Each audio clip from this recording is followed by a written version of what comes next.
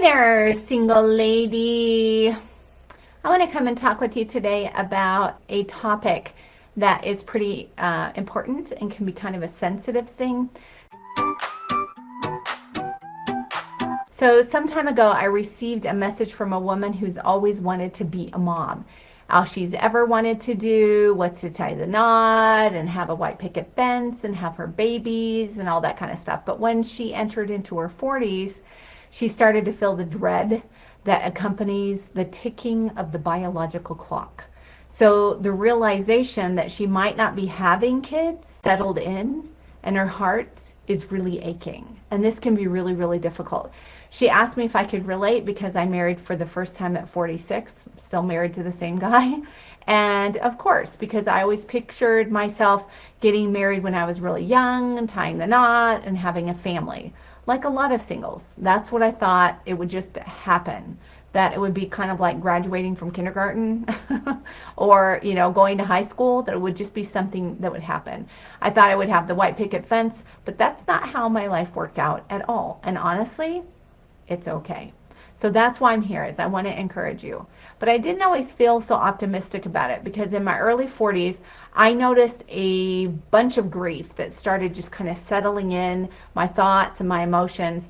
And I started thinking about how I probably wouldn't be a mom.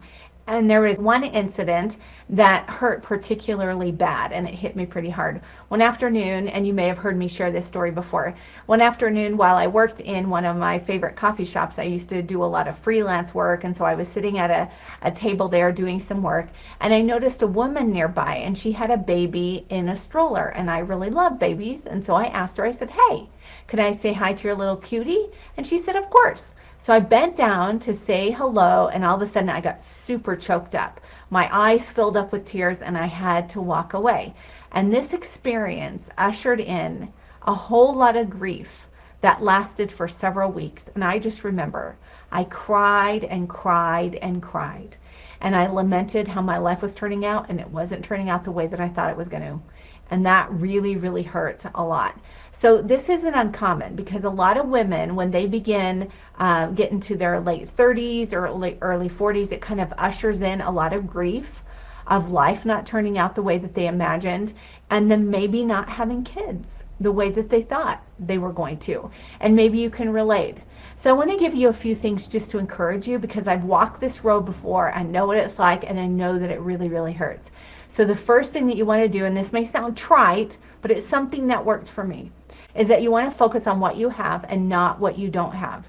So getting back to the woman that I spoke with, she asked me how I was doing with all of this now, whether I feel hopeful. And the honest answer is that I'm really happy with my life. Sure, there's pangs of grief now and then, but I would say I've made peace with my story. And one of the beautiful, redemptive things that has happened in my life is that I've become a grandma to a little boy who I would have never known had my story turned out the way that I wanted it to. So there's been times when I look into his beautiful blue eyes and I feel a little sting. In fact, now we have 2 grandsons. But whenever this happens, I remind myself that even if my dreams had turned out exactly the way that I wanted them to, even if I had become a mom like I wanted to, my life still wouldn't be perfect. So it's important to stay away from this idea that if I only had that one thing, then my life would be perfect. Everything would be great, because that's not true. So it's important to focus on what we do have. There are always challenges in life. We've got to stay away from thinking that perfection would be possible, but I missed it, and so now I'm just going to suffer. So these kinds of thoughts are just robbers, and there isn't any truth of them. So the truth is, if I had birthed my own children, there would have been challenges and problems in those relationships, just like there are in my relationships now, right? Because life isn't perfect. So it's not like having children would have made my life inherently flawless. It doesn't mean that it doesn't hurt. It just means that we choose to focus on what we do have instead of what we don't.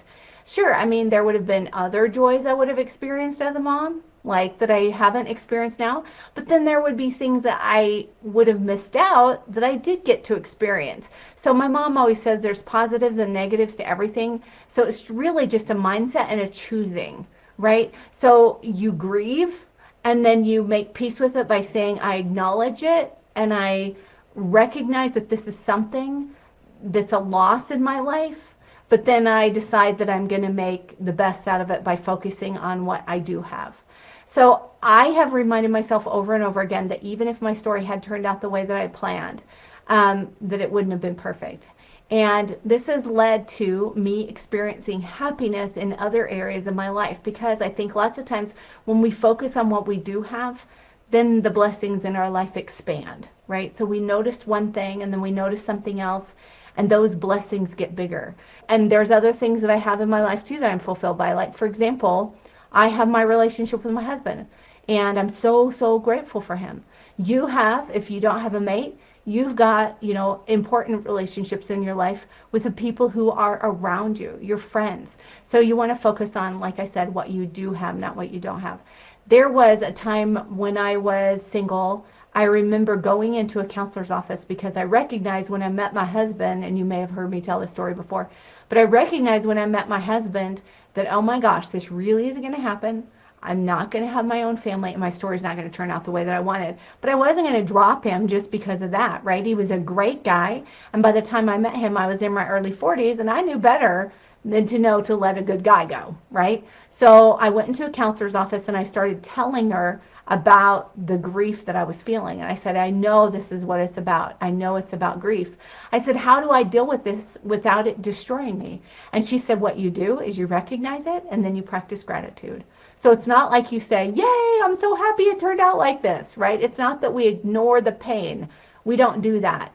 But what we do is we say, yes, this hurts, but I receive it and I embrace it and I accept it as part of my story. Because when we accept it, then what we're doing is we're opening ourselves up so that we can receive other blessings into our lives, so that we can recognize the good that has happened to us.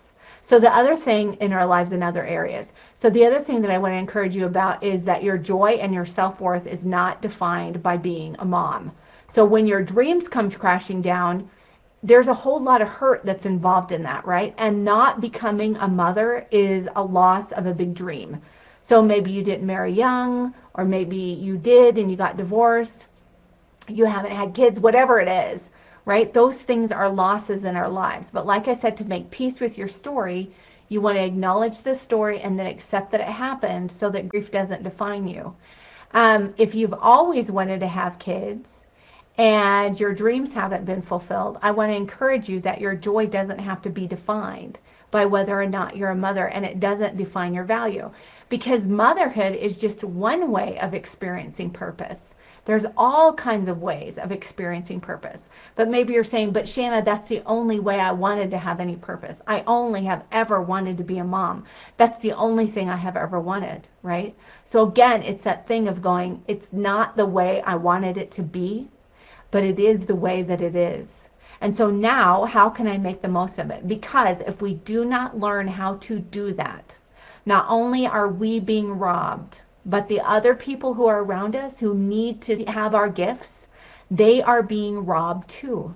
Because if motherhood is not going to be something that's going to happen for you, then you have other things that you can give. Maybe that means adoption, even as a single, right? I've known single men and women who have adopted. Maybe that's using your gifts in some other area. But if we continue to hold on what we don't have and we refuse to let go of it, then what's going to happen is it's just going to hurt more, and it's going to rob us and rob other people. So you don't want to stay closed off by focusing on what you don't have. Now, I do want to say again, this is painful, right? This really hurts. I don't want to say, oh, this is easy. Just be happy about it and just focus on the good and you're going to be okay, right? I promise you, you will be okay. And I am living proof of that. But I do want to tell you that, and encourage you, that it's not the only way you can experience purpose. It doesn't define you. There are great things that can happen in your life. And then the other thing is that because you're not standing on the other side of your blessing, like I'm already on the other side of my marital blessing, right? So, but because you're on that side of it over there, you can't imagine how life could turn out for you in other ways that you hadn't imagined. My life didn't turn out the way I thought. I ended up being a part of a blended family, and that has blessed me in so many ways. So that's another thing, is just opening yourself up to the possibility of things being written in a different way than you imagined. And I promise you, you're going to be all right. Your life really can still turn out awesome, and you can be blessed in so many amazing ways. So I'm getting all teary-eyed thinking about it. All right, so I hope this has been helpful, and I just want to encourage you that the dream that you have to love and be loved is possible. And I also want to remind you, if you haven't checked out my free video yet, How to Talk to Men, my husband and I did it for you, head on over to singleover30.net/talk. There's a little opt-in page there for you to put your name and your email in to get access to the video immediately. And in it, we talk about 4 ways that you can talk to men so that you can develop and nurture and have that kind of relationship with a guy that you're looking for. All right? Again, that's singleover30.net/talk. And I look forward to seeing you in my next live. I'd love to see your comments below if you have any thoughts. All right? Have a good evening. Bye-bye.